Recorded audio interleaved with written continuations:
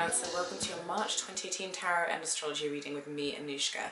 This month for you is about lessons through love, lessons about self-worth, lessons about self-confidence. Okay, Cancer, so we start this month out and we have a full moon in your third house. So this is culminations around things to do with the community, things to do with education, speaking, writing, short distance travel and siblings.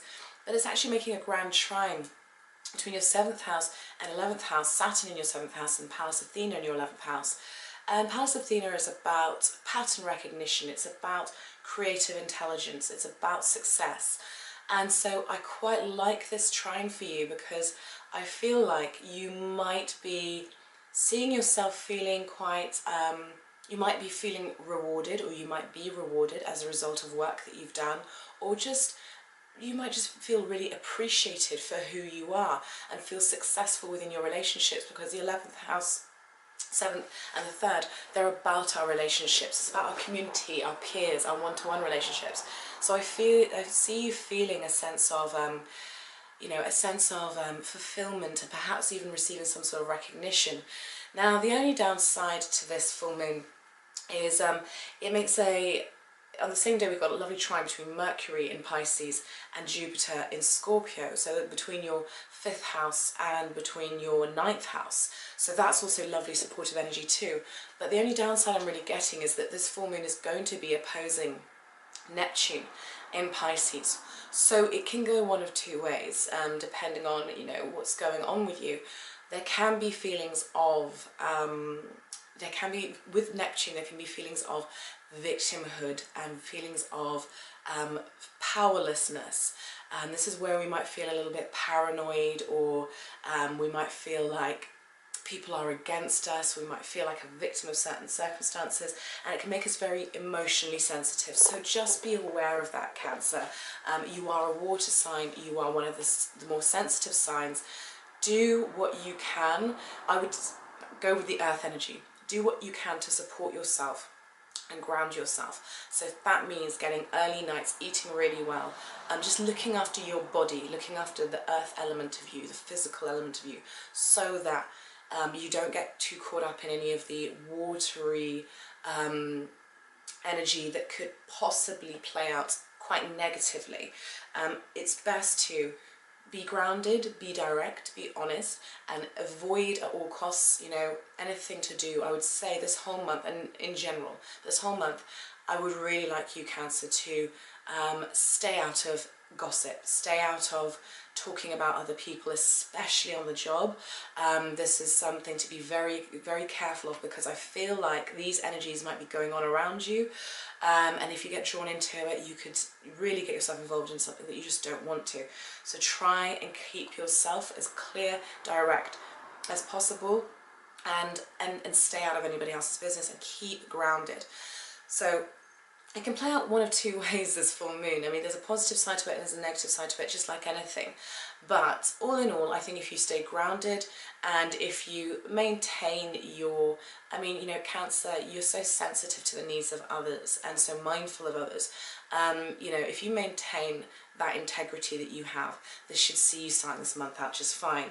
But certainly you could find that there is something that, something that comes to light to do with your relationships, whether it be your relationship to the people in your community, or your one-to-one relationships, or your friends. There could be something that comes to light that could actually be quite nice and quite, you find yourself feeling very appreciated and being seen for who you truly are, and I really, really like that for you. The big news this month really is that we've got 2 full moons this month, and also Jupiter goes retrograde and Mercury goes retrograde. So first of all, I wanted to talk about Jupiter going retrograde for you, because this is one that really I feel is quite a big one. So Jupiter is in your 5th house in Scorpio, and Jupiter is finishing up this 12-year cycle before he goes into Sagittarius. And he's going to be retrograding from the 8th of March until the 10th of July. So this is a good, 4 months that he's going to be retrograde for. And Jupiter going retrograde here is asking us to become introspective in whatever area of life he's touching. And you know what Jupiter's like. He likes to expand, he likes to grow, he likes to travel, he likes to reach a lot of people usually. Well, now Jupiter's saying we need to be more introspective. We need to there are things that need to be looked at. There are certain shifts that need to happen. And people tend to not like the retrograde motions of the planets, but the beauty of them is that if we were just to continue going straight all the time and direct all the time, we wouldn't ever really get the lessons on a deeper level. So it allows us to deepen our sense of knowing, deepen our sense of knowledge and wisdom and understanding, so that we can course correct if we need to and make adjustments and move forward. For you, it's in the area of love, romance, children, creative expression, and self-confidence. And this is how I see it really playing out more than anything. Now, it could play out in terms of, a past love coming back into your life, that kind of thing. But really, I see this playing out not so externally and more internally. I feel like you're going to start looking at issues to do with your self-esteem and issues to do with your confidence and love as well, and romance, and how you show up in those things. And it was, I think, also for those of you who are creative and who own your own businesses, which are based off of your own talents, I think you're going to be examining these as well. How skilled are you, or how confident are you in your skills? Do you need to deepen your knowledge? Is there any area of your business, if you're self-employed, or if you own a business, where you feel you've been a bit superficial? Could you take that knowledge and that understanding deeper? Is the truth that you actually know more than you let on? Because some of us do this. Sometimes we can be very talented at something and we take it for granted. And so Jupiter here is saying to you, it could be that a talent that you long left behind, you suddenly get inspired to explore it again, but this time take it deeper. Jupiter's asking for some depth, some shift in perspective to integrate and go deeper with whatever this is. So like I said, it can apply to talents, it can apply to creativity and hobbies, and asking you to really master your creativity, to really take it seriously, especially if it's something that you're making a business out of, or want to make a business out of. Make it something that you feel you can step out into the world and say, yes, I can confidently say that I can do this and I have full confidence in myself. On the flip side, as it relates to love and as it relates to romance, this could also see you looking at how loved you feel in the world, how deserving of love you feel. More than anything, I see this relating to self-love and self-confidence. What are the things that rob you of self-confidence? What are the things that maybe rob you of your self-respect? You'll start examining these things, and the likelihood is, and it won't be in a way where you're coming down on yourself, Jupiter has a very broad vision. He has a higher vision of things, and he sees things from a really broad, higher angle. So it's almost like you're going to be able to be objective and say, right, okay, well, how is my self-esteem? Is it in good shape? Is it where I want it to be? Is it strong enough for me to go out into the world and do the things that I want to do? Because so much of what we're able to achieve is based on how much self-esteem we have. So you might start examining this and really shifting some things, maybe understanding some things about yourself. Okay, well, that's why my self-esteem hasn't been that good in that area. And as a result, there's a lot of healing that can take place here, and a lot of growth that can really happen. And if you work with this, this could see you coming out the other end really feeling far more confident in yourself, not based on how others treat you or the attraction or love that you get from others, but based on an inner knowing of your own internal worthiness. And I think that is so important. So I really, really like this. If you work with this energy, you will reap dividends, you will reap rewards. So Cancer, my question to you is, where is it that you could develop better self-esteem? Where is it you could develop better habits that what do I want to say, better habits that emphasize or show yourself the amount of self-respect that you have. You know, this could be looking at the things you do to enjoy yourself. These things change, you know, because the fifth house rules fun and pleasure. Quite often, the things that we do for fun, we don't actually do them because we want to do them. We do them because it's part of the culture that we're in. So for instance, I live in the UK. One of the big things that we do is we go to the pub. You know, it's just one of those things. People finish work, they go to the pub. And it's something that, you know, I myself, very honestly, have had difficulty with on and off in my life, where, you know, I don't want to get caught up in that. I don't really think it's productive. It doesn't necessarily make me feel good about myself to kind of think, oh great, I just wasted a whole evening, you know, not really doing much in a pub and ended up getting drunk type thing. And it's like, oh, is that genuinely what makes me feel good? Is that my idea of fun? Or is that not my idea of fun? Have I taken that on just because my culture or my society think it's fun to do that? You know, it's these kinds of things you might start assessing, and how do they affect how you feel about yourself? So my key word here is self-esteem, you know, or my key words would be self-esteem and self-love. It's about examining your self-esteem, self-love, and it's about self-mastery. And if that relates to anything that you do in terms of hobbies or creativity, if there's something you can do that makes you feel good, then start incorporating that, especially with this retrograde period. Start learning more about that subject, go deeper into it, and you'll see how you'll build yourself up, and you'll start to feel even better about yourself because you're dedicating time to you. So I really, really like this energy. At the same time, we've got, so on the 17th, Mars is going to move from the 6th house, where he's been, in your house of health, day-to-day routine. Maybe some of you have been working out a lot, and you've been putting a lot of energy into your workout, your daily routine.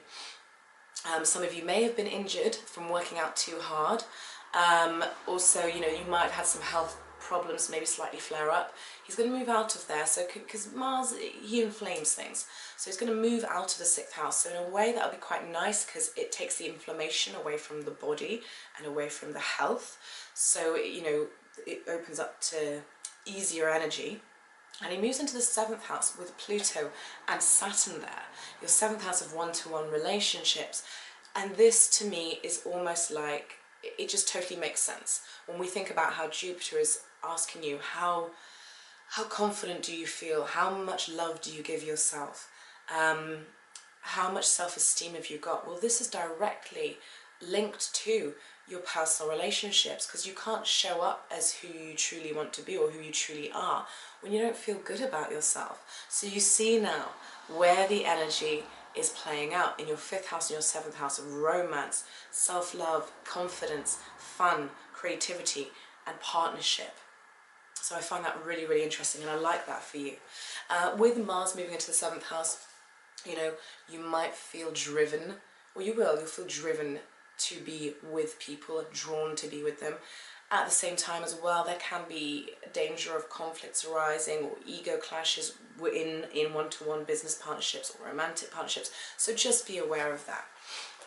So the first week of the month is when it's best to go after what it is that, you know, that we want. All the planets are still direct, so this works in our favor. So it's on the 8th was when Jupiter retrogrades in that 5th house. But until then, any plans you have, any projects that you want to continue with, this is a really good time to keep on going with them and to put your all into them. Like I said, when Jupiter goes retrograde, this is when the energy is going to slow down a bit, and it's time to become a little bit more introspective. It's going to be a new moon in Pisces in your 9th house, and this is where all the action's been, right? As we enter the month, all the action's been in your 9th house of growth, expansion, travel, higher learning, long distance travel. So a lot of you have probably been having very itchy feet on some level. So in some ways, you know, I wouldn't be surprised if you've been meeting people from different cultures, or looking at where can I go travel, or looking at how you can perhaps broaden your horizons more. So there's going to be fresh energy that comes in here, which I really like. So this is a really nice time to implement plans for travel or education. Like I was saying about those of you who have creative hobbies, really nice time for you to, after the 17th, After that new moon, really nice time for you to enroll on some sort of course that could maybe develop those skills and develop your talents, natural talents. Really nice time to do that. Mars we spoke about Mars. I feel like I'm talking really fast, sorry. Right. So the energy starts to move up into your 10th house as we hit the 20th, with the Sun going into your 10th house. Mercury and Venus went in there at the 6th, so the focus starts to become on the career and on work. Mercury will be going retrograde on the 23rd, so there'll be things to go back over, okay? There'll be things to re-examine, things to redo, things that will come back up. So this could see it playing out in terms of you having to, you know, if you work for somebody, this could be your boss or someone you work with communicating with you about, say, how well you've done over the past year. It could be where you receive a re-evaluation of your work, something like that, an appraisal. Those kinds of things could come up at this time. This is also the kind of time where maybe a co-worker or an employer could talk to you about something that perhaps they'd like you to work on, you know, something that you didn't realise that you had missed. At the same time, this is a really good time to rework anything like a website, anything to do with your business. If you can make it better, perfect time to do that. It's a great time to go over something again and improve it, tweak it, make it better. So Mercury retrograde isn't all bad, you know. Good things can come from it, but we have to work with the energy. Same as any retrograde planet. If we work with the energy, okay, it might mean extra effort, but the rewards will be even better. Same thing with Jupiter retrograde. If you can work with that effort, the rewards will be even better. At the end of the month, we have a full moon in Libra. So in your, where is Libra? We have a full moon in your 4th house. This is how we finish up the month. And so this sees culminations around things to do with the home, things to do with your most intimate and private life. Now this full moon is squaring Saturn in your 7th house, and it's opposing Mercury, which is retrograde, in your 10th house, so it's causing a bit of a T-square. Okay, so this could see a little bit of tension between home and career, home, relationships and family, and a little bit of a feeling torn apart. What I would say is the way out of this T-square is Cancer, right? So this is a sign that opposes Capricorn. That's the way out. And what's Cancer about? Cancer is about being sensitive to our needs and to the needs of others. Cancer is about being compassionate, being in touch with our feelings, being nurturing, being a bit more gentle. So if anything does come up at this time, try not to get involved in any conflict, try not to get involved in the fray, and pull back and say, okay, well, hang on a minute. How can we soften this a little bit? What does everyone truly need? You know, very often when we find ourselves butting heads with people, really what's going on, although we're, you know, we might be shouting or arguing and saying all of this, what's really going on is that we've got two people or more who are just saying, I need to have my needs met and I don't know how to meet them. Let me say that again. I need to have my needs met and I don't know how to meet them myself at this time, and I'm angry with you or I'm upset with you because I feel like it was your responsibility, type thing, okay? So the way out is Cancer, the way out is gentle, the way out is to be a bit more nurturing, to pull back and just don't get involved in the fray. So, you know, this month we've got, I mean, that's the 2nd full moon, so it's a blue moon. So this month there's a lot going on. There aren't any eclipses, but there's still a lot going on. And I feel like we've had all this eclipse energy where big shifts have happened and things have come to light for a lot of us, and now we're being asked to integrate, to go over things, okay? And Jupiter is saying, right, okay, we've cleared a lot of energy, now how are you going to integrate it, and how are you going to be the one that shows yourself just how worthy you are, just how valuable you are. Okay, you had that eclipse in your sign at the beginning of the year, which likely saw some very big shifts in your relationships with those close to you. And now it's like, I feel like it's cleared the way, it's cleared the energy a bit for you to be able to go, right, I'm going to give myself the love that I need, I'm going to boost up my self-esteem and work on me and think about what I value, what makes me feel good, and not just go along with things just because it's what everyone else does. And, you know, put time and energy into my talents, into the things that I truly love, the things that bring me joy. And this could very well play out, and I've got to say this could very well play out with your children, you know, having to reassess your relationship with your children.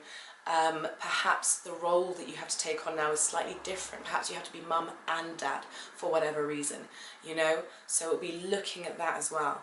But all in all, I really do like this month for you, Cancer.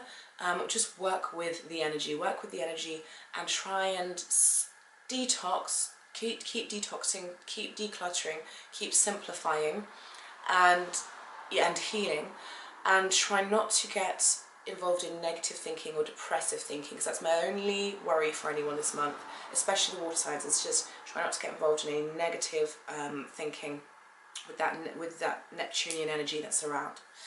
Alright, thank you so much for watching, Cancer. Now on to your tarot reading.